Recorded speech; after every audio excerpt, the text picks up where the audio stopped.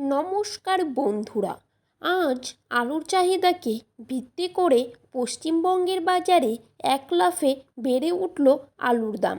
জ্যোতি, পোকরাজ, হেমালিনী প্রায় সব ধরনের আলুর দাম কিন্তু এক লাফে বেড়ে গেল। বস্তাপ্রতি 50 থেকে 80 টাকা পর্যন্ত বাড়ল। তো আমরা আজকে জেনে নেব 2025 সালে আলু সংরক্ষণ করে আপনারা লাভ করতে পারবেন নাকি লসের সম্মুখীন হবেন। আজ পশ্চিমবঙ্গের বাজারে কোথায় কোথায় আলুর দাম কত টাকা পর্যন্ত বাড়ল তার সমস্ত তথ্যই জানিয়ে দেব এই ভিডিওটির মাধ্যমে। বিস্তারিতভাবে জানতে হলে অবশ্যই আপনারা ভিডিওটিকে শেষ পর্যন্ত দেখতে থাকবেন।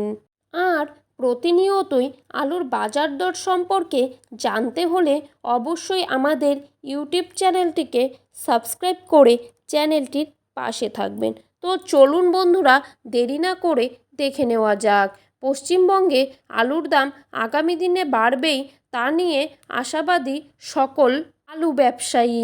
2025 সালে বাংলায় আলুর উৎপাদন বেশি হলেও পার্শ্ববর্তী সমস্ত রাজ্যে এবছর কিন্তু আলুর ব্যাপক চাহিদা রয়েছে। আলুর মজুদও কম রয়েছে, তাই দাম বাড়ার কিন্তু একটা বড় সম্ভাবনা পশ্চিমবঙ্গের বাজারে তৈরি হয়েছে। আজ বাঁকুড়া জেলার কতুলপুরে পোকরাজ আলুর দাম কিন্তু 50 কেজির প্যাকেট হিসেবে রয়েছে 380 থেকে 390 টাকা, আর রেডির দাম রয়েছে 420 টাকা। কতুলপুরে জ্যোতি আলুর দাম কিন্তু 50 কেজির বস্তা হিসেবে রয়েছে 430 থেকে 450 টাকা। বর্ধমানের বুলবুলিতলায় জ্যোতি আলুর দাম কিন্তু আজ দেখা যাচ্ছে 435 থেকে 445 টাকা, আর রেডির দাম এখানে রয়েছে 480 থেকে 500 টাকা। সোনামুখীতে পোকরা আলুর দাম আজ দিনে শোনা যাচ্ছে 380 থেকে 390 টাকা, আর পয়েন্ট লোড বা রেডির দাম কিন্তু আজ দেখা যাচ্ছে 430 থেকে 440 টাকা।